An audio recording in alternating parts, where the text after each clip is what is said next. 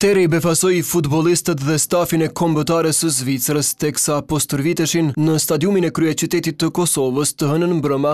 Por ndërprerjet e energjisë elektrike nuk janë aq të pazakonta për vendasit veç mas ditëve të fundit. Të martën, më shumë se 10 rrugë në disa lagje të kryeqytetit u përballën me mungesë të energjisë elektrike për një pjesë të madhe të ditës.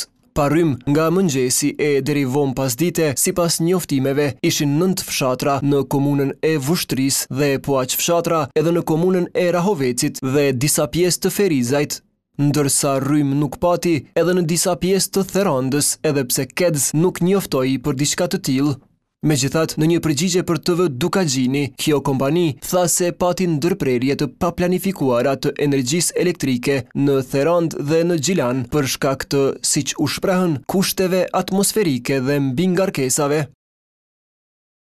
Sa i përket ndërprerjeve të paplanifikuara, ato po minimalizohen gjithnjë e më shumë pikërisht si rezultati i intervenimeve paraprake nga ekipet tona. Ndërprerjet e paplanifikuara ndodhin kryesisht për shkak të faktorëve të jashtëm siç janë kushtet atmosferike, si dhe për shkak të mbingarkesave eventuale të shkaktuara nga ngroja masive e qytetarëve me energji elektrike. Megjithatë, edhe këto mbingarkesa nuk afektojnë një numër të madh konsumatorësh njëherësh.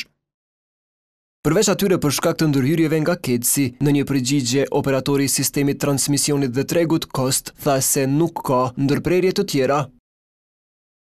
Rrjeti i transmetimit të energjisë elektrike që menaxhohet nga Kost po funksionon normalisht në të gjithë territorin e Republikës së Kosovës. Sistemi i transmisionit është stabil, i sigurt dhe të gjitha kapacitetet transmetuese janë në operim me parametra të rregullt. Ndaj u njoftojmë se ndërprerjet e raportuara nga qytetarët nuk lidhen me funksionimin e rrjetit të Kostit. Ndërkaq përkundër ndërprerjeve, në Kesko jo zyrtarisht thanë se ka mjaftueshëm prodhim të energjisë elektrike.